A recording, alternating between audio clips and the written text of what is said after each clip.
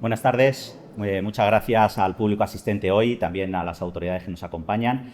Vamos a comenzar ya esta cuarta conferencia. Llevamos 4 meses desde que empezamos esta aventura del 8º centenario de la parroquia Santa María la Mayor. Y bueno, pues agradecer a todo el público asistente que hoy está aquí con nosotros. Antes de seguir, vamos a dar la palabra a don Joaquín Escribano Cortés, que va a hacer la presentación hoy de nuestro conferenciante. Don Joaquín, cuando...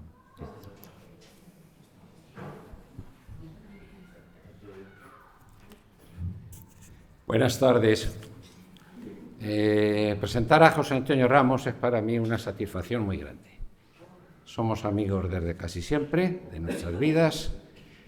Empezaré por una pequeña anécdota que me ocurrió hace un par de meses. Venía yo de Madrid, en el tren, y me encontré en el tren no está aquí, con Gonzalo Redondo, el concejal, que es diputado.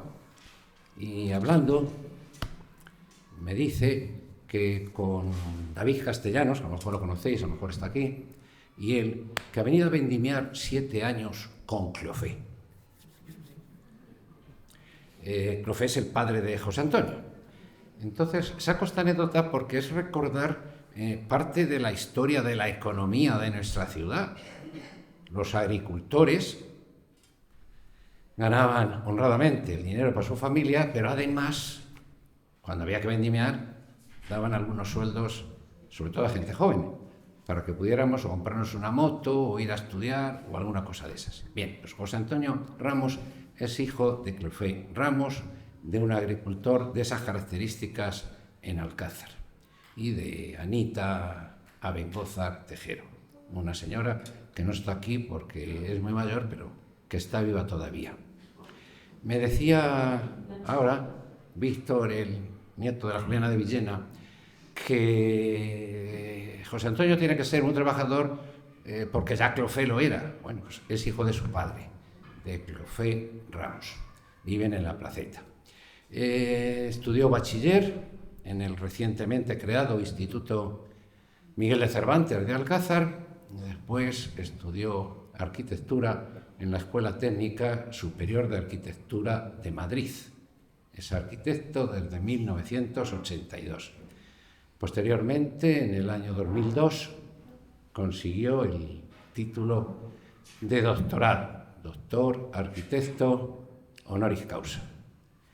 Está casado y es padre de 5 hijos. Hay que decir con quién está casado porque quizás sí, veo que sí le identifica más con Alcázar. Está casado con Ana Alderete, de los alderetes de aquí, de las tiendas de siempre, vamos. Esa es su mujer, por si alguien no lo identifica. En la actualidad, José Antonio compagina su trabajo profesional con la docencia. Ahí nos parecemos. Es docente como yo. Es profesor titular de proyectos arquitectónicos en la Escuela Superior de Arquitectura de Madrid.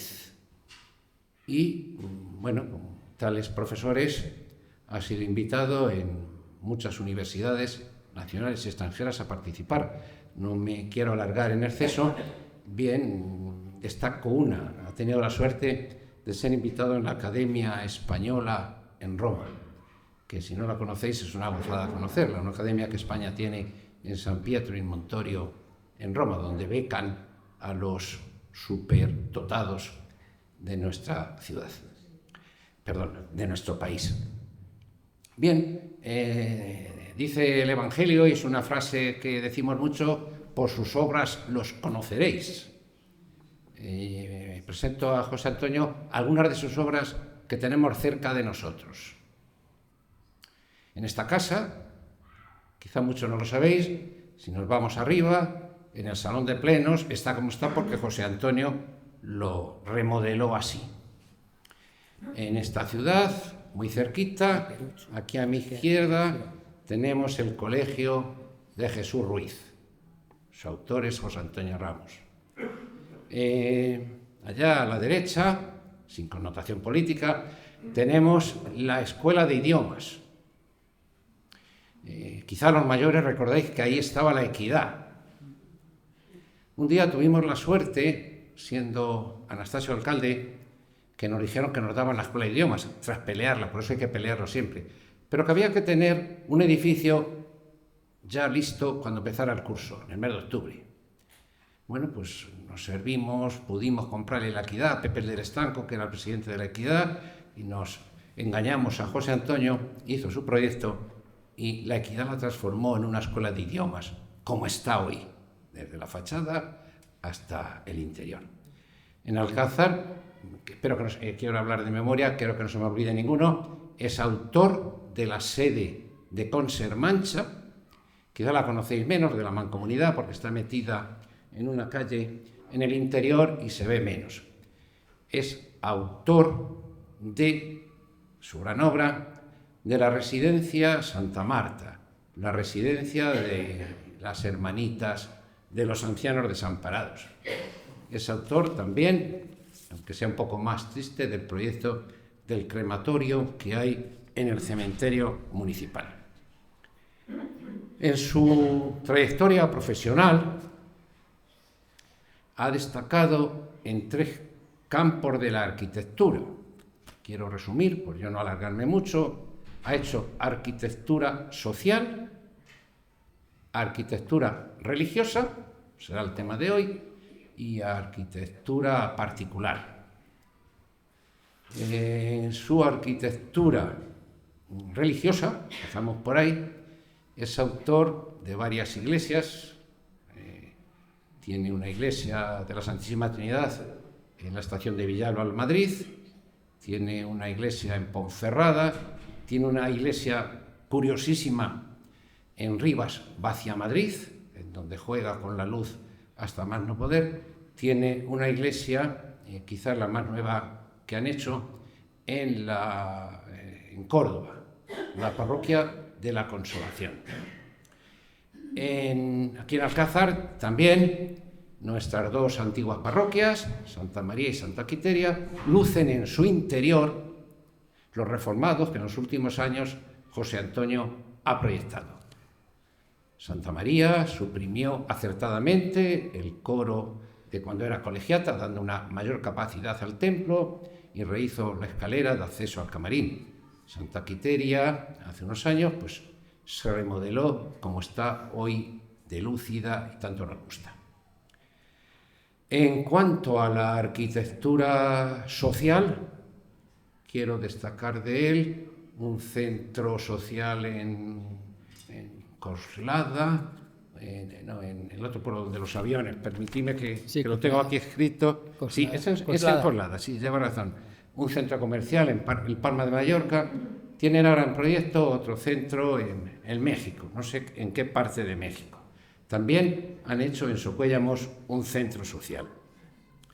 Luego, en viviendas, esto es a grandes rasgos, si alguien quiere saber más sobre la biografía de José Antonio, tiene una página web donde lo puede mirar, estudio de su socio Vicens Ramos. Viviendas unifamiliares, que sea falsa modestia, ha hecho la mía, proyecto, y bueno, pues tiene en la actualidad en proyecto también algunas de ellas.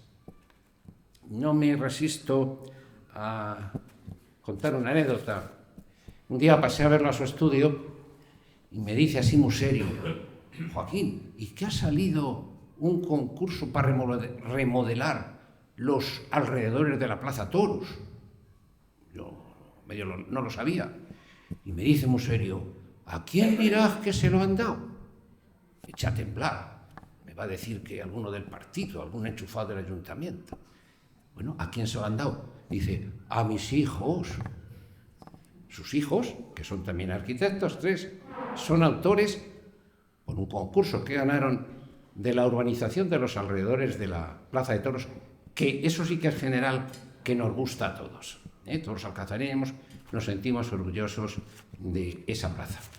Por último, quiero destacar de él que es autor de varios libros. Yo no sé si hay aquí alguien que puede influir en esto. Me gustaría que en la Casa de la Cultura de Alcázar hubiera un depósito, un departamento de los libros que ha escrito la gente de Alcázar. Si no lo hay, ya lo moveremos para que lo hagan. Él es autor de varios libros.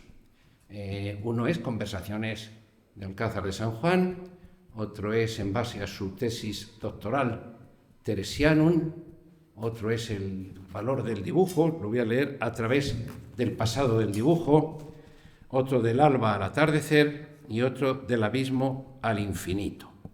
El que he mencionado, Conversaciones con José Antonio Ramos sobre Alcázar de San Juan. Como me han pedido que no me alargue mucho, pues aquí yo doy por presentado a José Antonio.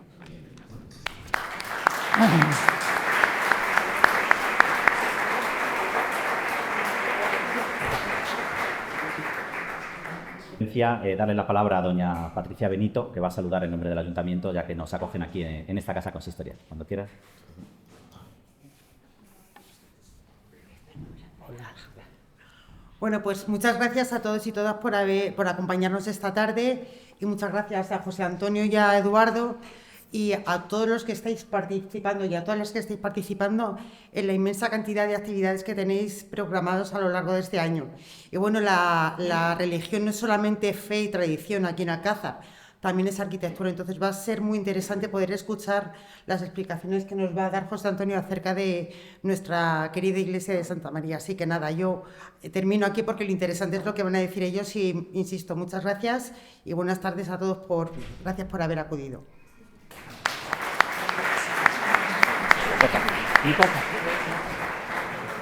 Muchas gracias, Patricia, y nada, ya pues aquí les dejo con José Antonio Ramos. Buenas tardes a todos y gracias por venir, por ser invitado a 800 años de la parroquia, ¿no? Que ya son años, que me parece que son años, y además de una parroquia donde he crecido, donde tengo todas las raíces, quiere decir que mi familia ha vivido alrededor de la parroquia y viviendo de la parroquia, y yo soy parroquiano también, con lo cual, bueno, pues estamos muy en familia, muy en nuestro sitio, ¿no? Sobre la iglesia, que es sobre lo que voy a hablar, sobre las características arquitectónicas de la iglesia, quiero empezar diciendo que Santa María está ahora como nunca. Quiere decir que tenemos la suerte de disponer de la iglesia como nunca ha estado a lo largo de su historia. Hablamos mucho de la historia de la iglesia, de todo lo que tiene, de todo lo que fue, pero es hoy en día en la situación mejor que está.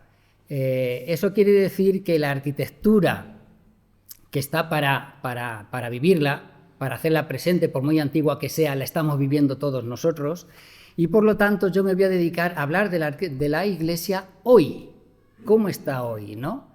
Ya creo que hay mucha información a lo largo de, bueno, pues de medios, de lo que fue o de lo que pudo ser o de los restos que ha tenido, pero me parece que lo maravilloso y lo más atractivo es que nos fijemos en cómo es hoy. Y si vemos, esta es, bueno, un recorrido muy pequeño, pero donde vemos cómo históricamente la Iglesia, con pequeños documentos que tenemos, cómo ha sido a lo largo de la historia y cómo es, ¿no? Vemos las variaciones que ha podido tener, que incluso tenía zócalos pintados, tenía la piedra tapada, tenía, bueno, elementos que hoy no tiene tampoco el camarín. El propio torreón va apareciendo también de una manera muy distinta a como es hoy, y hoy la tenemos como en perfectas condiciones. Claro, para hablar de la Iglesia voy a hacerlo a través de tres maneras que tenemos de conocer. Podemos conocer cualquier cosa, a las personas, las cosas, la arquitectura, el arte en general, a través de tres maneras de informarnos, que es a través de la descripción, a través de la cualificación y a través de la evocación. Claro, la descripción, describir algo, es muy objetivo, es un dato que es muy donde todos estamos de acuerdo, no hay variación en eso porque son cosas visibles que todos nos podemos fijar y son muy demostrativas. En cambio, cuando vamos ya a cualificar algo, a hablar de las cualidades, necesitamos ahondar un poco más, saber un poco más, investigar un poco más. Y cuando hablamos ya de la evocación, que podríamos decir que es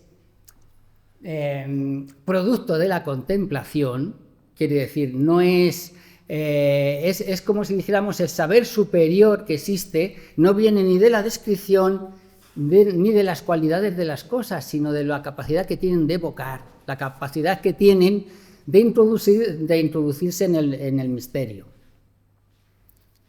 Si habláramos de las personas, por ejemplo,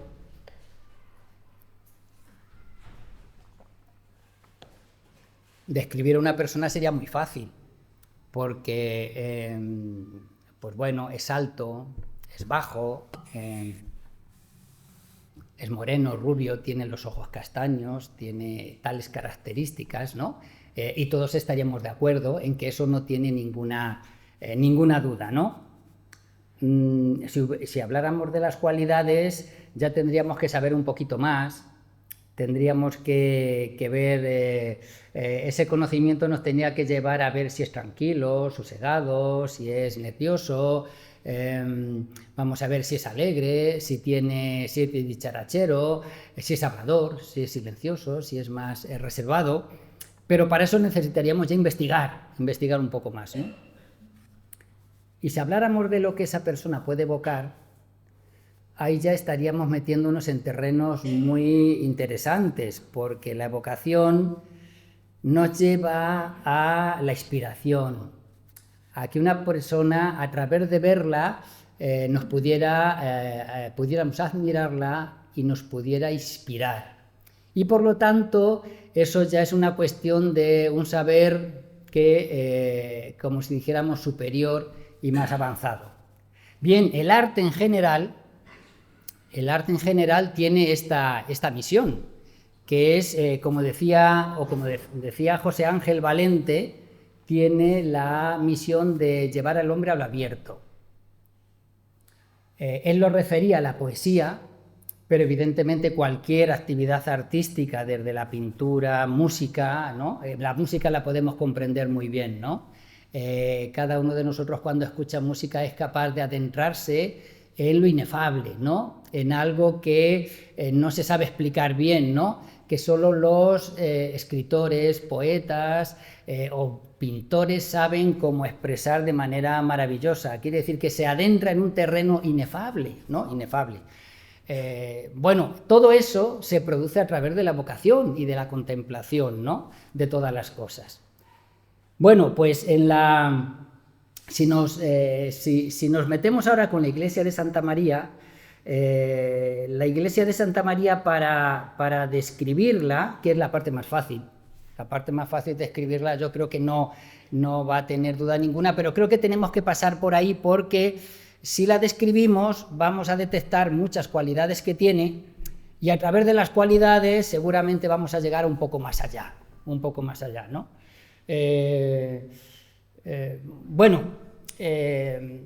Para describirla, como todos las conocemos, quiere decir, tenemos en la memoria cómo es la iglesia de Santa María, no, tenemos que acudir a documentos más especializados para poder hablar claramente y para que sea más didáctico la situación, ¿no?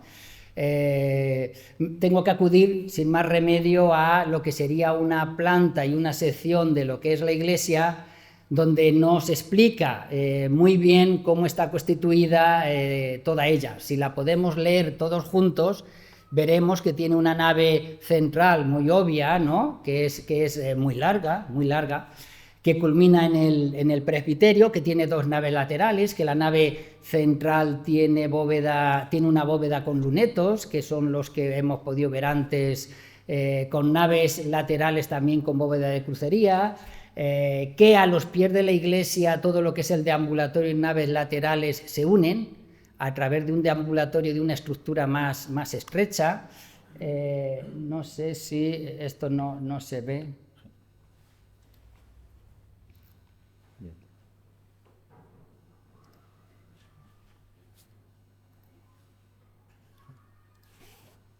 Bueno, esto ya se ve y me puede ayudar. Vemos que aquí hay una estructura más estrecha que da la vuelta y une las naves laterales. Es una iglesia bajita, muy bajita, en proporción a lo que es la longitud que tiene.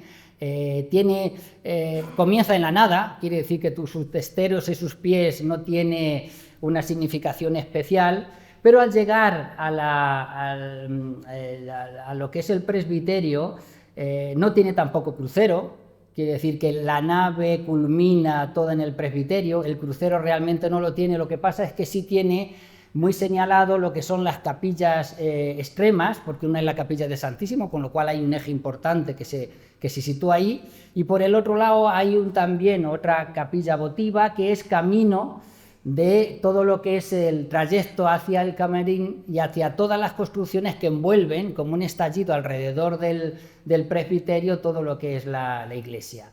Vemos que esta constitución de la iglesia tiene como singularidades. La singularidad mayor es precisamente que al no tener crucero todo se concentra en el presbiterio es el que absorbe la cúpula, que normalmente en otro tipo de iglesias está precisamente en el crucero antes del presbiterio, aquí la tiene metida en el presbiterio, y que este no termina ahí, sino que fuga hacia un espacio que está detrás, que es singularísimo en esta iglesia. Vamos a encontrar muy pocas arquitecturas de este calado y de estas características, que es el camarín, que hace fondo de todo lo que es el retablo, y al cual se sube a través de esta escalera que hace un recorrido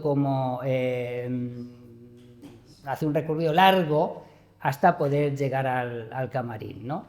Aquí vemos que en sección todo lo que es la bóveda, que prácticamente no se ve nunca desde la iglesia, porque la iglesia al fugar lo que se ve es el presbiterio y el retablo, pero encima tiene una bóveda muy alta, en un espacio muy, muy alto, y vemos que tiene este eje vertical junto con este eje horizontal. Si pudiéramos recorrer sus fachadas, empezaríamos a ver que la nave que hemos visto en planta, tanto la nave central como las naves laterales, tienen una configuración muy estable, única, pero que cuando va llegando como a la cabeza de la iglesia van apareciendo cuerpos muy desarticulados, quiere decir que chocan contra la iglesia en altura, profundidad, de muchas maneras, que se señalan también porque tienen una composición, una sillería, mientras que hay partes que son de mampostería atada con ladrillos, que es todo lo que es la nave. Aparece esa sillería. Si vamos recorriendo la iglesia nos vamos encontrando con cantidad de dudas, misterios, incomprensiones de por qué está hecho así, ¿no? Que seguramente no tienen mucha, o no existe mucha información y es difícil de obtenerla también, donde vamos viendo cómo va cambiando la iglesia de materiales a lo largo de toda ella, y hasta llegar a situaciones como estas, donde la mampostería, si se fijan bien, la mampostería es tremendamente irregular. Hay desde mampuesto de piedra de un tamaño a zonas de relleno de guijarros prácticamente, a otros guijarros que rellenan otra parte de por aquí, que qué diríamos que por qué está hecho así, ¿no? Se nos va quedando la duda de si aquí existía un hueco, si es que esto es material utilizado y material de derribo utilizado nuevamente en la iglesia. Y si esto lo vemos en las fachadas, en las cubiertas pasa lo mismo. Las cubiertas están desarticuladas todas. Fíjense, por ejemplo, en este plano de cubiertas de todo lo que es la iglesia, que junto con la nave central, cuando llega al crucero, a lo que sería la cabeza de la iglesia y todas las capillas perimetrales que tiene, todas las cubiertas están desarticuladas, todas chocan como pueden, se arreglan como pueden, sacan el agua como pueden, pero no hay ningún acoplamiento, acuerdo. Hay incluso zonas donde la nave central su agua llega hasta el borde de las construcciones. Bien, pero esto que estamos viendo en la iglesia y que les estoy describiendo de la iglesia no fue así. No fue así. Hace como, no sé, más de 50 años, debe ser, en los años 70, se realizó una restauración en la iglesia muy importante. A mí me parece que fue muy acertada, porque en esa restauración fue cuando se descubrieron restos de civilizaciones, ¿no? Todo lo que son los restos de otras civilizaciones que tenemos por ahí, que no me voy a parar en ellas porque vamos por otro camino y hacia otro lugar, fueron descubiertas. Se hizo el presbiterio nuevo, que siempre hemos conocido, ¿no? El presbiterio que estaba hecho también se hizo. Se arregló la nave central, que se ve que tenía problemas, y configuró la iglesia que conocíamos de toda la vida. Esta iglesia, cuando llegó el año, yo creo que eran los años finales de los 80, principios de los 90, hace 35 años. Es que claro, ya cuando hablamos de años son muchos años. No son 800 de la parroquia, pero ya tenemos muchos años, sí. Hace 35 años se realizó otra restauración bueno, voy a explicar un poco cómo era la iglesia antes de esa restauración, porque veis que la escalera no es como la que hay y la parte de los pies de la iglesia tampoco es como era, y el coro tampoco era un coro algo levantado y que interrumpía el paso de unas naves a otras, ¿no? Pero aquí donde está la situación no se va a ver muy bien, no sé si, pero a principios de los 90, que es en los 90-92, que es cuando se realizó esta restauración, la iglesia se encontraba de esta manera. Aquí se pueden ver algunas fotos donde había cubiertas realmente alabeadas con situaciones de humedades tremendas, grietas de palmos. El testero de la iglesia tenía esta grieta que tenía más de un palmo, grietas en bóvedas por todos los lados, humedades en las partes bajas del coro, las ruinas de la torre, de la posible escalera que cuando se hundió se quedó allí metida, el camarín agrietado por todos los lados, con testigos de muchos años antes a ver cómo iban funcionando todo lo que son estas grietas, troceado completamente, el desencajado. Bueno, pues esta era la restauración que dejó la iglesia como es hoy en día. Hoy en día, en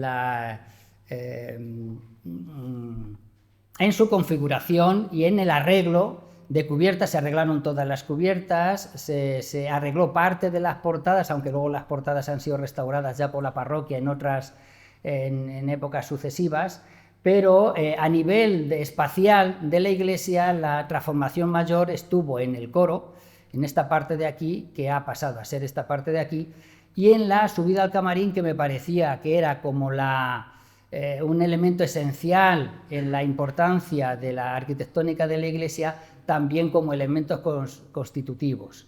Estos arreglos fueron alargándose, porque también en ese tiempo se cambió el suelo, la parroquia también colaboró en obras, ya se animó también cuando la Junta dio dinero a hacer obras también por su cuenta, y a lo largo del tiempo ha ido mejorando poco a poco en muchos aspectos que me parecen muy importantes, como es este del presbiterio, donde esta era el presbiterio que teníamos, el altar que existía, y donde se sustituyó por este otro que era el altar preconciliar, el que estaba formando parte del retablo, con lo cual ese altar que había estado toda la vida se adelantó para sustituir a este altar, ¿no? Y se mejoró todo lo que es esa parte de pavimentos. Quiere decir que todas estas obras hechas en el tiempo, o bien desde un momento determinado con una intervención más exagerada porque había unos males profundísimos en la iglesia, y luego el acomodo y la mejora de portadas, de retablos, de presbiterio, de cuidado de todo el templo, ha dado lugar a que lo tengamos como es hoy en día. Bien, no me quiero ir alargando mucho en estas cosas porque quiero llegar al final y por lo tanto en la descripción cualquier cosa que falte es cuestión de verlo y decir pues así es, no hay, he hecho hincapié en aquellos elementos que arquitectónicamente son más importantes dentro de la iglesia. Si entramos dentro del apartado de las cualidades tenemos que empezar diciendo una que es el entorno. El entorno de la iglesia es una iglesia que se acopla muy bien al barrio.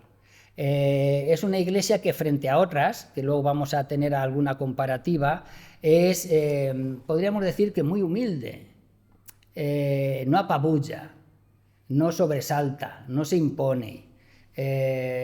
Fijaros que todas estas son cualidades que nos van a venir muy bien luego más adelante, ¿no?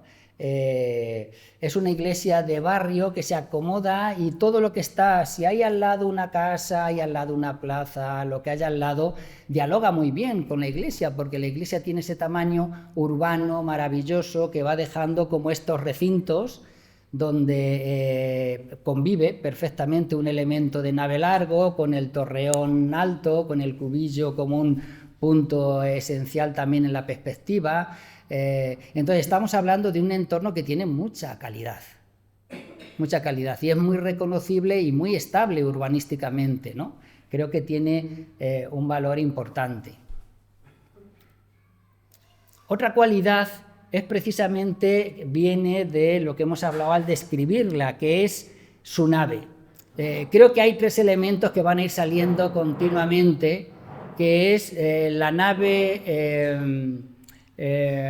retablo y camarín, aunque vayan adornados por otros lados, me parece que van a ir saliendo porque son las joyas de la iglesia, las verdaderas joyas de la iglesia. Espacialmente, esta nave, con esta longitud que tiene, es tremenda, es muy singular, muy singular. Estamos acostumbrados a verla, es cotidiano y estamos acostumbrados a ver todas estas cosas, pero son muy significativas. La perspectiva que tiene es fantástica, colabora mucho a esta perspectiva también la sobriedad de todo este interior, que las bóvedas sean blancas, que sean muy abstractas. Seguramente aquí podríamos echar en falta lo que nos gusta tanto hoy en día, ¿no? Las piedras, que salgan las piedras por todos los lados. Yo creo que esta iglesia, el acierto que tiene es que internamente no tiene tanta piedra, que es muy abstracta, que es muy sencilla, que es en ese aspecto muy popular y que genera esta perspectiva que la misión que tiene es darle importancia al fondo. En el punto de mira perfecto de esa perspectiva está el retablo, que está contorneado por la propia bóveda en esa perspectiva.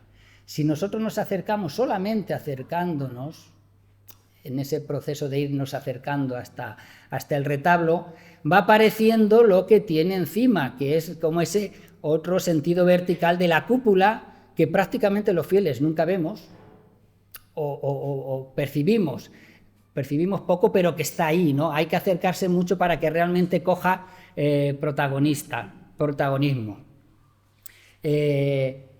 Por lo tanto, esa nave, la sobriedad que tiene, la longitud que tiene, las características de perspectiva y la focalización en el retablo es lo más característico de la nave. Está claro que si salimos de ahí va a tener muchas llamadas de atención, que las tiene, ¿no? Entre segundos retablos, entre restos que tenemos por ahí, pero fijaros, todo esto, estas llamadas de atención no interrumpen nunca lo que es esa perspectiva que acabamos de ver, la volumetría y la espacialidad del templo. Cuando he hablado de características de esta iglesia, quiero hacer esta comparativa para que veamos lo amable, coloquial, sencilla, humilde, quiere decir, todo valores que me parecen muy atractivos, y que no quiere decir que otras arquitecturas no lo sean. La arquitectura lo bueno que tiene es que puede ser muy diversa, muy distinta y estar llena de cualidades, ¿no? Cada una explica y nos interpela para determinadas cuestiones.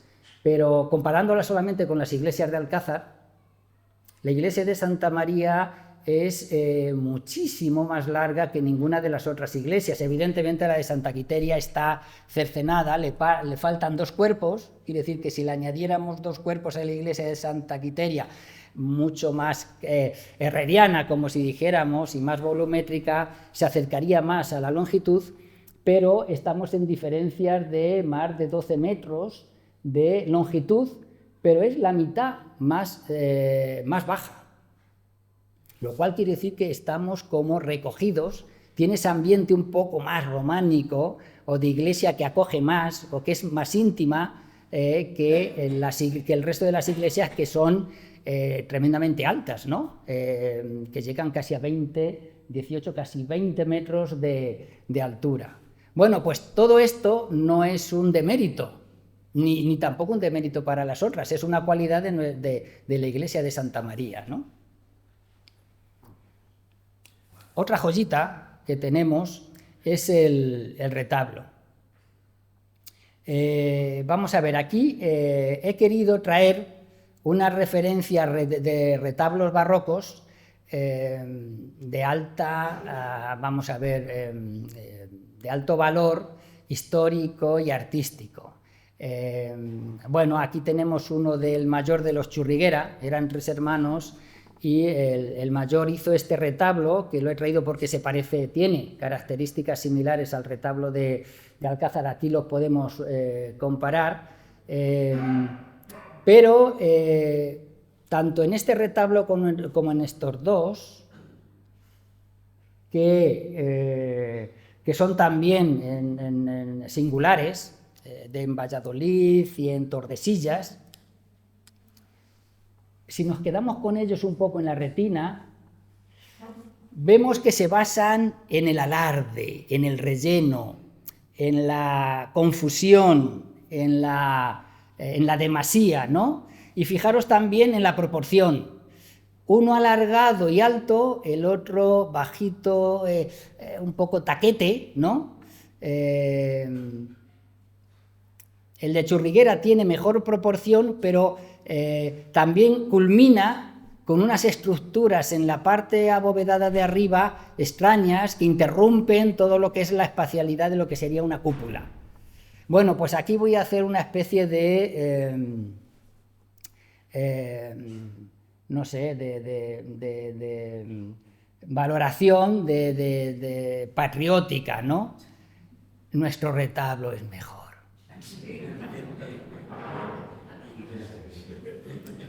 Demostradamente nuestro retablo es mejor.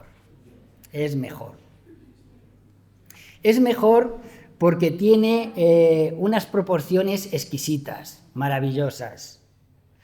Porque centra frente a todos que tienen rellenos.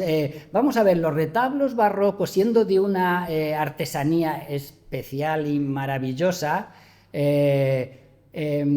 confunden y pierden como todas sus características espaciales. El retablo de Santa María centra la atención sobre un hueco donde está la Virgen, que detrás ya es el colmo. Hay un espacio. Esto solo ocurre en la iglesia de Santa María y en el retablo de Santa María. Todos habéis visto que están rellenos, taponados, menos este que sigue la dirección, enmarca a la Virgen y sigue la dirección.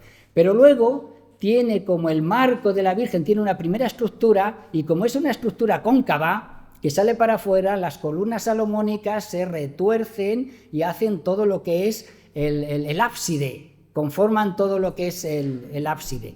La proporción es infinitamente mejor, la limpieza de todo lo que es el casquete cupular de arriba es maravillosa, vuelve a tener el tema de la Virgen que está abajo, lo vuelve a narrar en la parte de arriba. No está recargado. Así como los ojos se nos van a los otros retablos y no sabemos qué mirar, ni dónde, ni de qué manera, en este sabemos dónde mirar. Sabemos lo que enmarca. Pero es que además esto ya es el colmo. Además, no sé si saben, pero en arquitectura, toda la arquitectura tradicional, toda la arquitectura clásica, estaba basada en la proporción. Quiere decir que cuando se cogía un ancho de columna, por ejemplo, ese ancho de columna implicaba un alto de columna. El alto de columna implicaba un arco de una determinada dimensión, o sea que cogía un elemento, el elemento prácticamente en la fachada tenía que salir porque existía un orden, existía una proporción de todo esto. En toda la arquitectura clásica ha existido ese trazado regulador, pero es que en el siglo pasado Le Corbusier, que es el arquitecto por excelencia moderno, que hacemos todos referencia y que seguiremos haciendo referencia, utilizaba los trazados reguladores, quiere decir que utilizaba la proporción. ¿Y qué proporción utilizaban? Habrán oído, les sonará el rectángulo áureo, porque el rectángulo áureo es una proporción, es un rectángulo que se encuentra en la naturaleza, que se encuentra en el caracol, que se encuentra en todos los lugares naturales, se ha demostrado, y que la arquitectura lo asumió para una buena proporción. Bueno, pues el rectángulo áureo está compuesto de un cuadrado que si lo partimos por la mitad, aquí tenemos un cuadrado, que si lo partimos por la mitad, cogemos la diagonal y lo abatimos, nos genera un rectángulo. Este es el rectángulo áureo. Es el de la divina proporción, ¿no? El decir, aquí en la historia, el que se ayudaba de esta proporción, el éxito estaba asegurado, ¿no? Era... Bueno, pues este rectángulo áureo está clavado aquí, en todo lo que es la estructura del hueco donde está la Virgen, con sus dos pilares, columnas salomónicas, con sus ménsulas, todo lo que es esa estructura está clavada aquí. Pero claro, el centro de donde está la Virgen con el ancho de la iglesia, va formando como dos arcos circulares, uno que conforma todo lo que es la cúpula de arriba, y el medio arco que queda debajo es la base de piedra que tenemos. Vamos a ver, esto quiere decir que la proporción de este retablo es magnífica. Y por lo tanto, a partir de ahora, nos sentiremos orgullosos de tener este retablo. Vamos, es la... Bien, más características estarían camino del camerín, ¿no? Que es la otra joya o la cualidad que tiene la iglesia reseñable, que a través de un espacio muy pequeñito pero muy alto con esta cúpula se va cediendo y se sube a través de un viaje que ahora está adornado por toda la historia, objetos de la Virgen, que es prácticamente un museo. Llegamos al camarín. Bueno, el camarín es...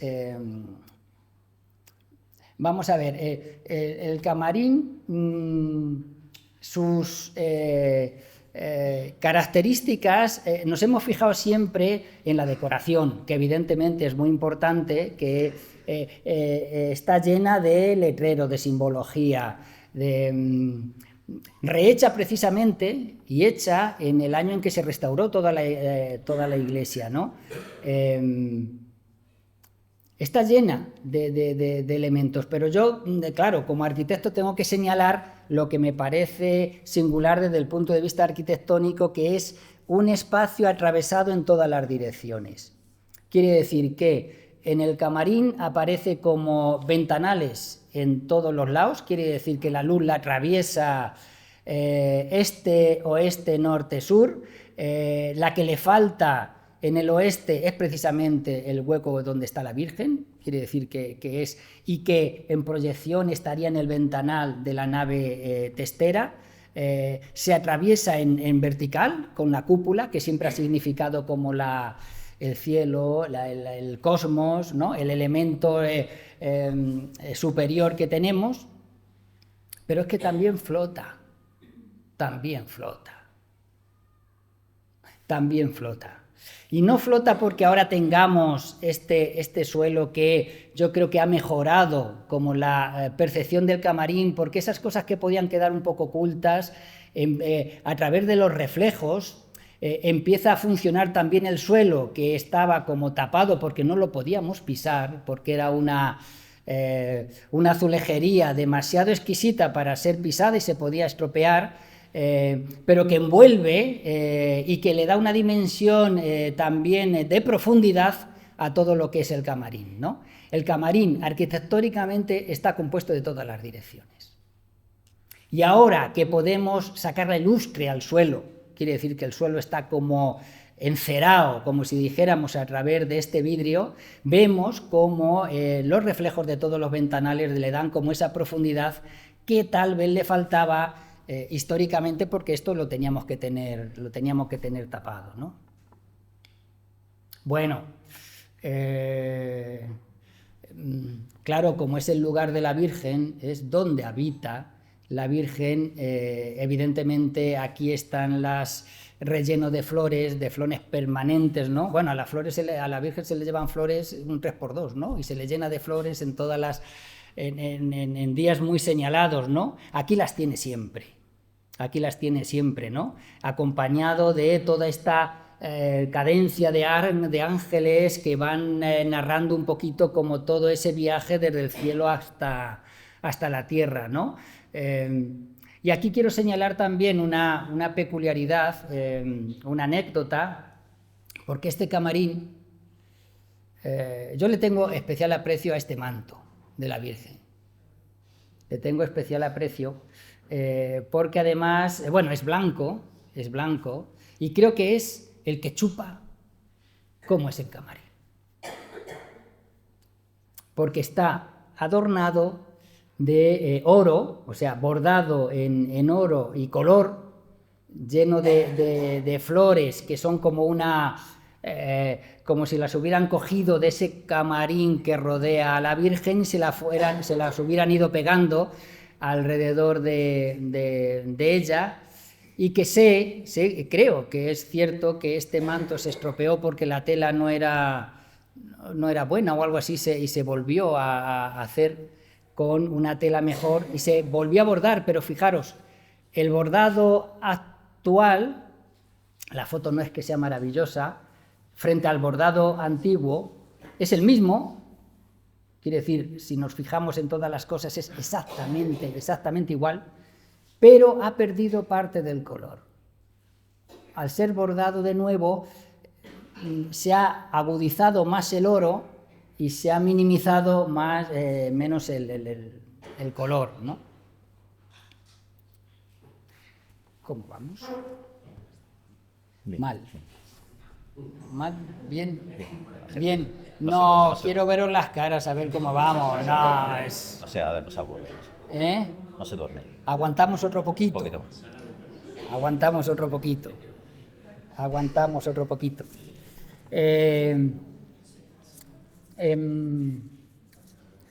Esto es más complicado porque me voy a meter en un terreno más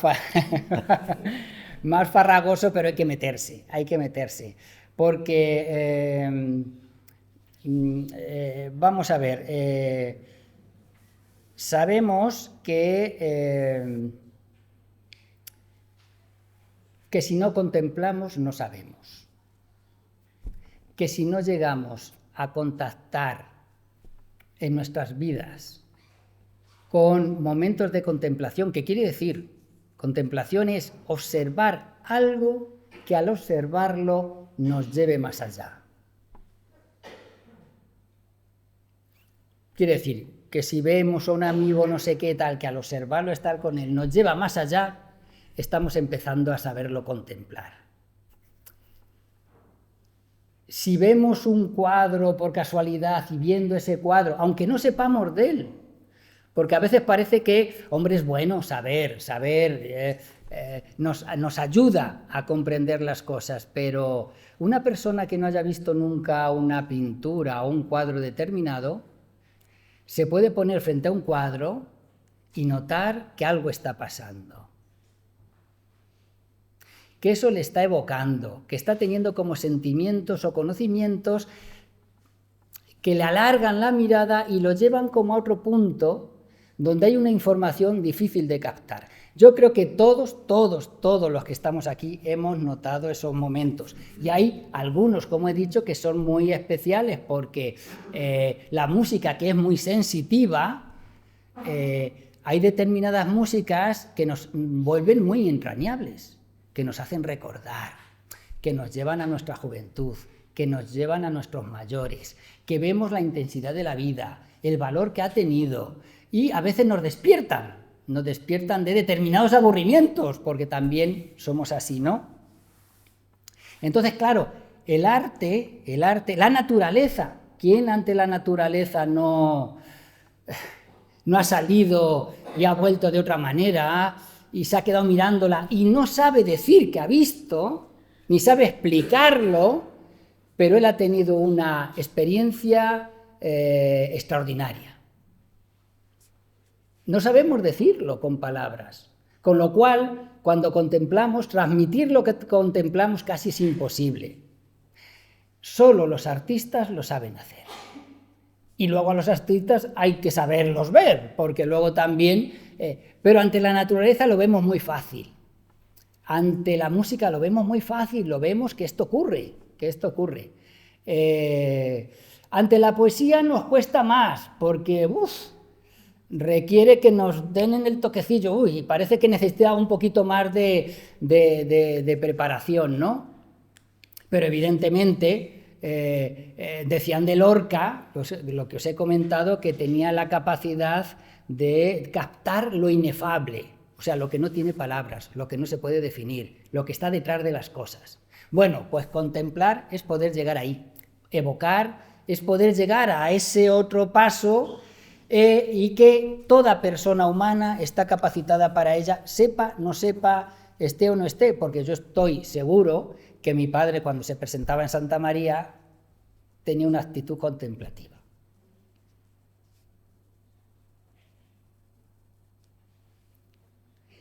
Eso lo puede hacer cualquier persona. Entonces, esto ya no es tan enseñable, se puede hacer partícipe de alguna idea, pero yo creo que ahora lo que necesita el templo, a partir de ahora, bueno, a mí me parece que sería revisitarlo y empezar a estar con él de otra manera,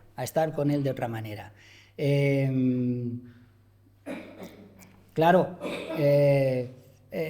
un templo, ¿qué es un templo? Claro, un lugar sacro, bueno, voy a opinar, pero me parece que un lugar sacro es donde se produce el encuentro del hombre con Dios. El hombre se acerca, Dios desciende y se produce como algo, como ese encuentro. ¿Y quién forma ese encuentro? ¿Quién fabrica ese encuentro? Pues la arquitectura.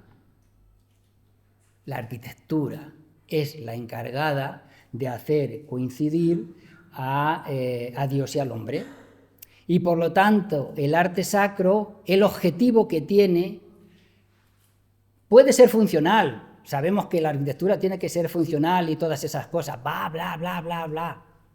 Con eso no llegamos a ningún lado. Es como si al hombre le dijeran, tienes que comer y dormir, y con eso se conformara.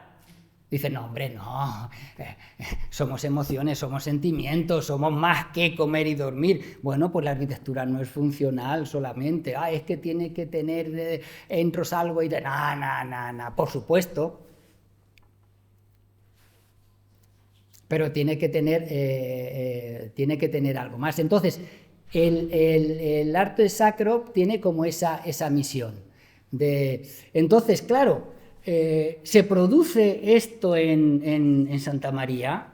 ¿Tiene la capacidad Santa María de haber producido como un ambiente capaz donde el que entra se vea en esa conexión con Dios, en este caso con la Virgen, que es nuestra Virgen, quiere decir que, bueno, es... Pues vamos a ver, porque a mí me parece que precisamente estas características que habíamos dicho de la nave, que es sencilla, humilde, con materiales pobres, no tiene alardes ninguno, muy sobria, donde encima le pusimos un suelo aposta que acentuara esto, con mala idea, que pudiera acentuar esta situación, porque me parece que esto es la Iglesia, y no es el hombre así, no es el hombre que se sitúa en esta Iglesia, viene sencillo, humilde, cotidiano, sin alardes, despojado y vacío. Pues yo creo que esta Iglesia evoca esa situación. Nos lleva a comprender mejor al hombre, porque nos sitúa en nuestro lugar. Y han chupado de la Iglesia todo alarde, toda riqueza, toda artesanía, como si dijéramos, la han limpiado, la han dejado limpia absolutamente y se lo han puesto todo al retablo. Es como, ¡buah!, como si hubiera un imán en el retablo que ha traído cualquier tipo de riqueza, pero es que el retablo es, en este caso en concreto, porque en otros a lo mejor no se ve de esa manera, porque tenemos muchos retablos que es una colección es una estantería de santos. Y en una estantería de santos a lo mejor no lo sé, bueno, ya depende de cada persona lo que pueda captar en esa situación, ¿no? Pero el retablo es una puerta al cielo. Aquí es una puerta al cielo. Aquí es donde la divinidad ha venido y por lo tanto le hemos fabricado su lugar a su poder, a su capacidad y a lo que viene a darnos también. Entonces todo lo que es el retablo es como esa puerta al cielo. Claro, encontrarse, yo recuerdo una experiencia también que es muy similar a esta. Bernini, que es un gran arquitecto, bueno, el más de lo más, en Sant'Andrea del Quirinal genera una atmósfera donde cuando entramos estamos en el encuentro de San Andrés llegando al cielo. Y somos partícipes de esa situación donde nos han metido como en una nube y somos partícipes de ese encuentro de Sant Andrés llegando al cielo. Yo creo que aquí podemos experimentar perfectamente que el hombre humilde, sencillo, vacío, se presenta ante la divinidad que le hemos fabricado como a su altura, a su dignidad, y viene a por nosotros, ¿no? Entonces yo creo que esto se da perfectamente en esta Iglesia. Claro, voy a retroceder aquí porque aquí también se ve algo que, aunque esté dicho, es maravilloso. No es que esto represente la puerta del cielo, es que es la puerta del cielo, porque este retablo tiene luz detrás, tiene al cielo detrás. Está representado detrás, lo vemos detrás. La Virgen está transfigurada por una luz que tiene detrás, que es precisamente su casa de donde viene. Esto es así, o sea, no, y que esté de acuerdo, que en desacuerdo que lo diga, pero la luz está ahí detrás, está en la profundidad. Claro, la arquitectura ha tenido la capacidad a veces de hacer que esa luz, que es como la magia y que es infinita y que viene desde muy alto, llegue hasta nosotros. Y llega hasta nosotros amoldada, adaptada, moldeada para que se nos presente amable a nuestro encuentro. Bueno, pues para llegar a ese cielo que está detrás, que es ese camarín de la Virgen, tenemos que hacer un recorrido. Bueno, todos recordamos a las moradas, todos recordamos a la subida al Monte Carmelo, de San Juan de la Cruz, la subida al monte, o sea, como la ascensión para encontrarse con Dios. Bueno, pues esta escalera es eso, o quiere ser eso. Podemos ir despistados. Yo me imagino que hay muchos turistas que vienen, que ven, el manto no sé cómo, tal, y suben despistados y no sé qué y tal, y entran al camarín y ven, sí, que hoy tal, que... Pero nos estamos perdiendo lo mejor que tenemos allí, desde el punto de vista de la arquitectura, nada más, ¿no? Espacialmente, ese proceso que nos hace de subida, de ascensión, de subir, de escalar y de llegar al camarín, y notar que hemos llegado como a esa gloria, que estamos participando de un lugar como especial, que hemos llegado como a una intimidad también especial, esto lo podríamos notar, lo deberíamos de notar, ¿no?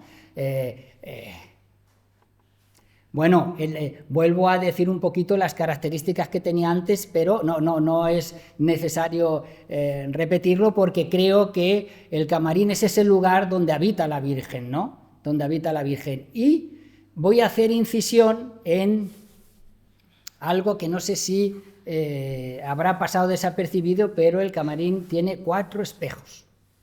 Lo sabéis, bueno, lo saben todos que tiene 4 espejos, ¿no? Y claro, si uno fotografía esos espejos, pues claro, van dando reflejos, ¿no? Van dando reflejos. Tendríamos que hacer una experiencia, que es situarnos delante de un espejo de esos. Yo no lo he fotografiado porque salía mal. No salía favorecido. Entonces no me ha interesado el fotografiarlo, ¿no? Pero los espejos lo que hacen es que nos deforman. Bueno, aquí se nota un poquito, en alguno de ellos a lo mejor se nota que lo que está reflejando es un espejo que no da exactamente la versión. Bueno, pues nos deberíamos de mirar al espejo cuando hemos subido al camarín. José Ángel Valente también, que lo he citado ya varias veces, cuando hablaba de esta visión que uno tenía en el espejo, como era un poeta, decía algo así como que puedas ver la imagen que pudiste ser.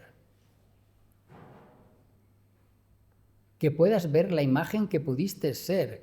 O sea, quiere decir que vamos al espejo, nos vemos y decimos, ¿somos lo que quisimos ser? ¿Lo que pudimos ser? ¿O no somos lo que pudimos ser? Yo creo que aquí la experiencia de mirarse y de verse deforme tendría que ser como la pregunta para luego retroceder y hacer el camino inverso, es decir, el que ha subido al monte luego tiene que bajar. Pero como Santa Teresa bajaba ya con otra información, bajaba con otra experiencia, bajaba de un éxtasis que le había dado una información. Todo aquel que se mire en este espejo se verá deforme y por lo tanto podría preguntarse, ¿esta es la imagen que pude ser?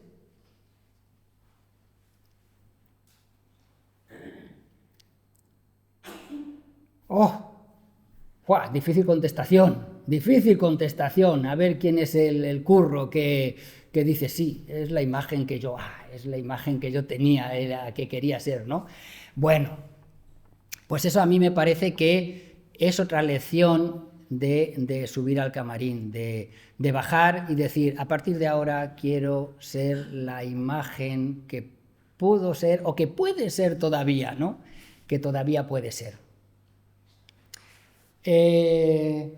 Bueno, voy a terminar porque yo creo que todavía mantengo la tensión y se va haciendo la hora, creo que todavía mantengo la tensión y voy a terminar con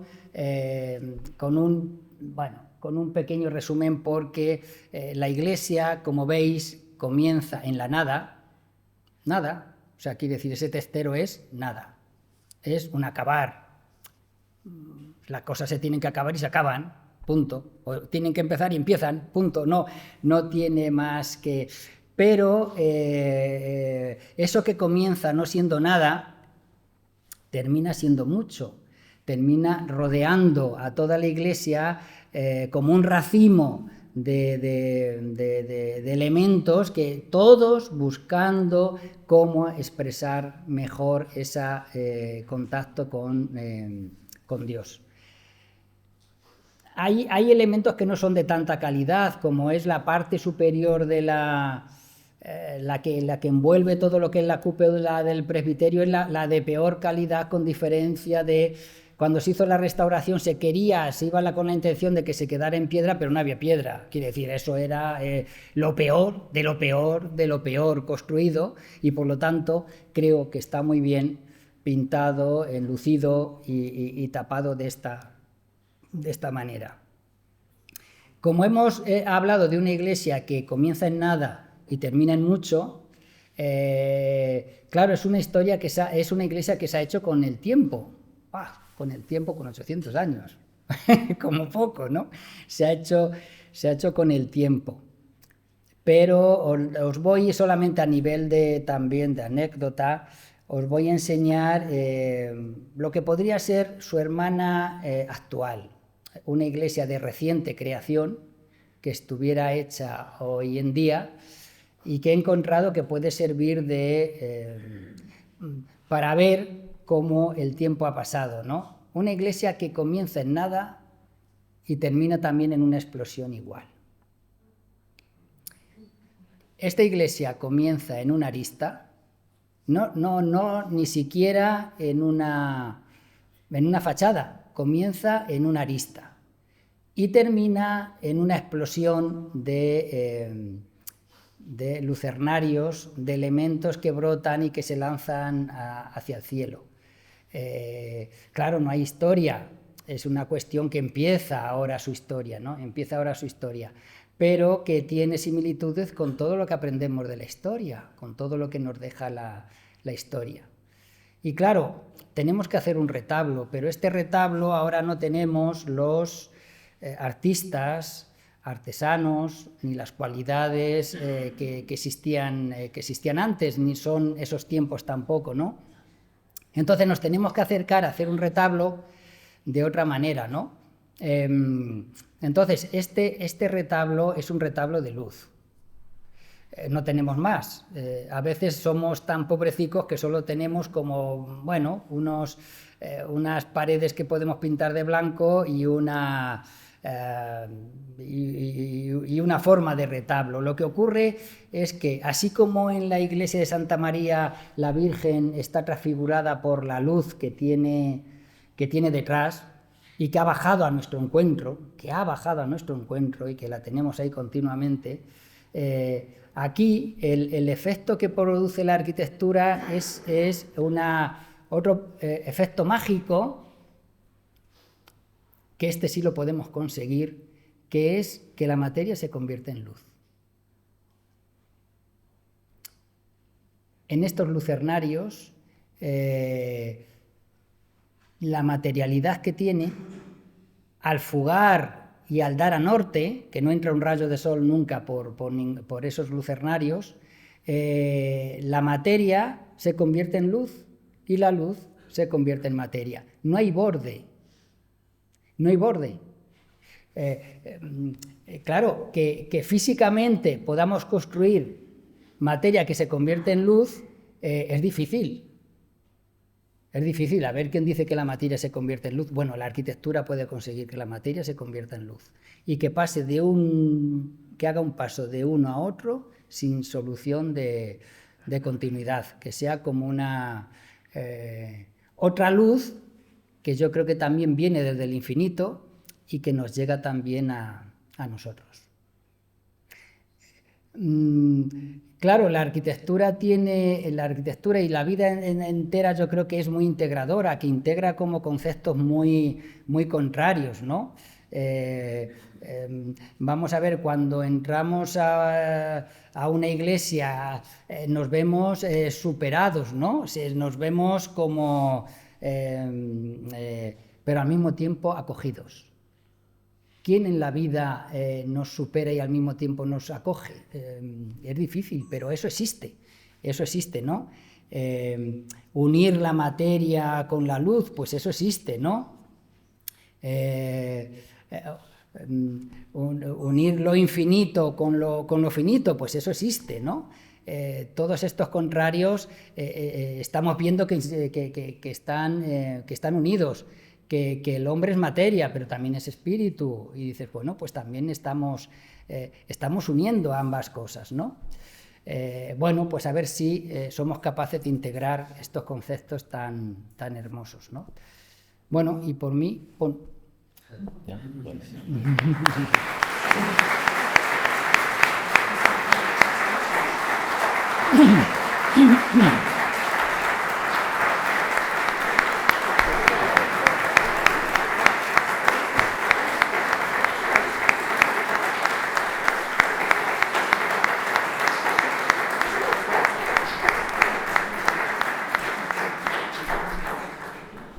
Bueno, vamos a abrir un turno de preguntas por si hubiese alguien que quisiera hacer alguna pregunta o alguna aclaración.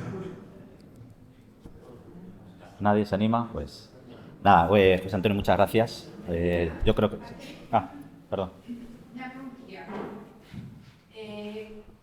caramba, creía que no iba a haber ninguna.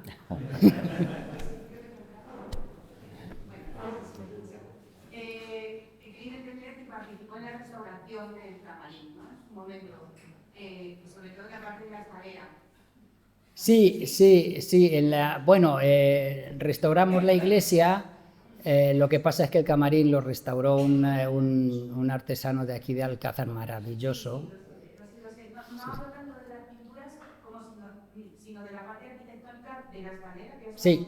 hablando, y me gustaría saber, porque lo he preguntado otras veces, pero tampoco me lo han sabido aclarar, si esa escalera, en las paredes de esa escalera, que tenía un remoto de cal, y es donde estaban colocados los remotos en su día, había pinturas. Si salieron pinturas debajo de ese remoto de cal, o al hacer la remodelación de la escalera, porque normalmente en los camarines, en todos los camarines de la provincia, en la escalera iniciática, como está contando, siempre había pinturas de figuraciones en la línea de la Virgen, en las mujeres que precedieron a la Virgen en la Biblia. Entonces, en el de Alcázar no ha habido muestras de que eso haya existido alguna vez, pero es muy extraño porque en todos los demás camarines, en las virtudes, en muchos de ellos, Almagro también existen. Entonces, me gustaría saber si hay algún indicio o en algún momento de la restauración un indicio de que haya pinturas. No encontramos nada. Además, estaba deshecha.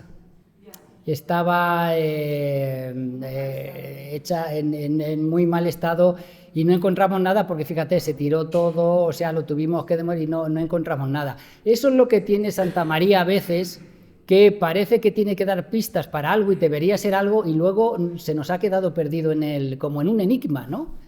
¿Cómo puede ser que hubieran hecho un camarín de este nivel ahí, solo, y que no tuviera como no sé, o como un trayecto de otra manera, ¿no? A lo mejor lo tuvo, pero tal y como lo hemos recogido, no. Realmente la iglesia, hay muchas partes muy mal construidas, muy mal construidas. Habéis visto que toda la mampostería que hay es casi de reutilización y si nos fuéramos fijando descubriríamos todavía más enigmas que hace que no esté, tiene muchos desperfectos y elementos que no son dignos de a lo mejor de la iglesia, del empaque que tiene luego en otras zonas, ¿no? Pero no, ahí no encontramos, que yo sepa, no.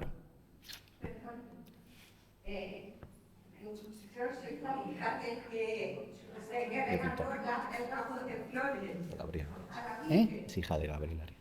Ah, sí.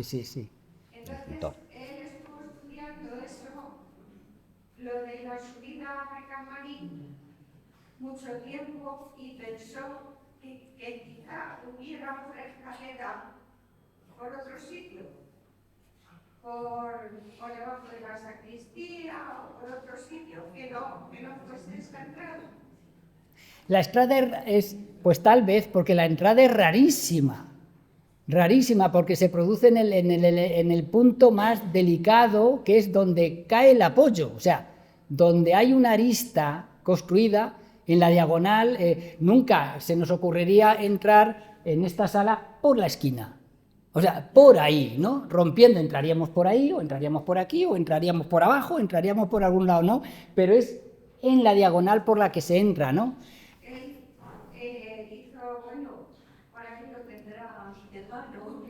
Hizo algunos escritos o hizo algunos dibujos y decía que él pensaba, que no lo podía demostrar, cómo fuera esa la trayectoria. Porque de hecho se pasa por la puertecilla, que también simbólicamente por la puerta estrecha pasa. Qué bonito. Sí, sí. Pero como está unido, o sea, se murió, eso desapareció, pero mi padre pensaba que quizás la escalera pudiese haber otra entrada por otro sitio. Pues a mí me parece que, por ejemplo, todas estas versiones o supuestos o pensamientos o tanteos me parecen que es como valiosísimos, porque precisamente es una iglesia que nos deja pensar, que nos deja indagar, que nos deja opinar, que no ha cerrado la información completamente, ¿no? Yo creo que está bien. Pues enhorabuena, porque hizo un trabajo fabuloso. Y sobre todo me ha encantado lo que ha dicho, que es el cielo. Sí. Y bueno. Si hay alguna pregunta más, algún comentario. Bueno, pues por parte de la comisión, darte las gracias, José Antonio. Yo creo que debemos sentirnos orgullosos, que cuando vayamos al templo sentirnos, como nos ha sido dicho, pero sobre todo cuando miremos el retablo, pues saber que estamos ante un buen retablo, retablo, que sabremos identificar, contemplar y sobre todo evocar. Así que muchísimas gracias. Muy bien. Por nuestra parte, bueno, pues darle las gracias a todos ustedes. Recordarles los próximos eventos que tenemos con motivo de este 8º centenario.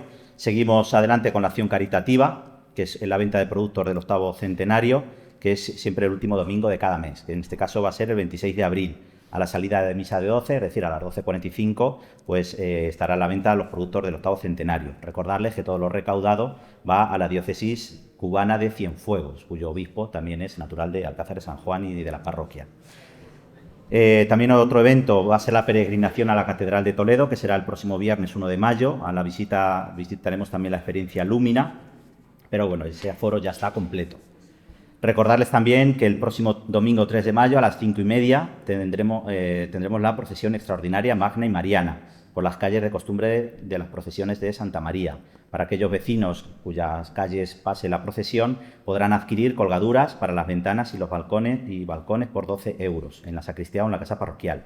Y aquellas personas que también quieran acompañar en la procesión, pues pueden adquirir una vela con tulipa conmemorativa por 4 euros, que se venderá desde el 26 de abril al 30 de abril también en la casa parroquial.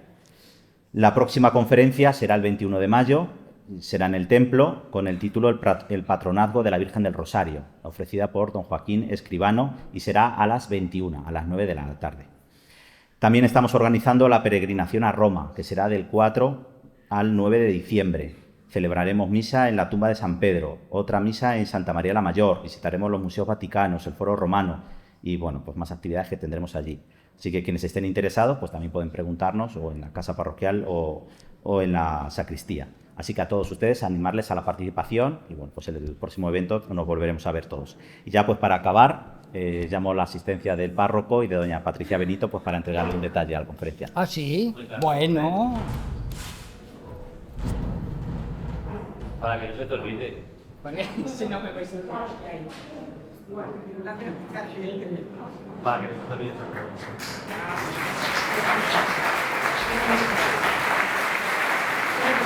Gracias.